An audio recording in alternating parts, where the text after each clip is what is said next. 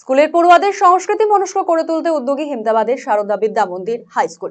তারই অঙ্গ হিসেবে শুক্রবার সন্ধ্যায় একটি মনোজ্ঞ সাংস্কৃতিক অনুষ্ঠানের আয়োজন করা হয় স্কুল প্রাঙ্গণে, যেখানে স্বতঃস্ফূর্তভাবে বিদ্যালয়ের শিক্ষক শিক্ষিকা পড়ুয়া অংশ নিয়েছিল।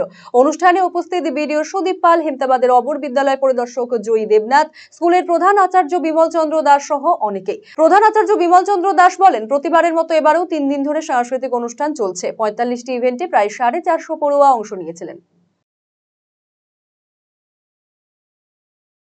আমাদের প্রতি বছরের ন্যায় এবছরও 3 দিন ধরে গত 28শে ফেব্রুয়ারি, 2রা মার্চ এবং 4ঠা মার্চ 3 দিন ধরে প্রায় 45টি সাংস্কৃতিক ইভেন্টে আমাদের 550 ভাই বোনের মধ্যে প্রায় 450 ভাই বোন অংশগ্রহণ করে এবং বিভিন্ন প্রতিযোগিতায় তারা তাদের প্রতিভা মঞ্চস্থ করে এবং প্রথম, দ্বিতীয়, তৃতীয় সহ আমরা সমস্ত অংশগ্রহণকারী ভাই বোনদের উৎসাহিত করার জন্য তাদের আলাদা করে শংসাপত্র এই বছর আমরা দিয়েছি।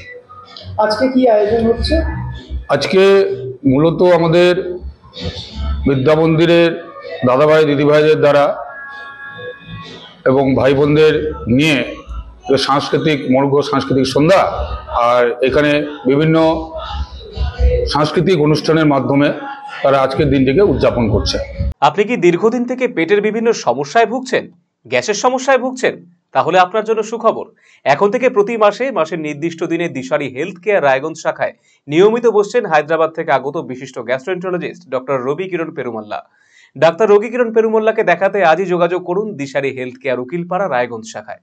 যোগাযোগ করুন 7477785509, 7477785512 এই নম্বরে।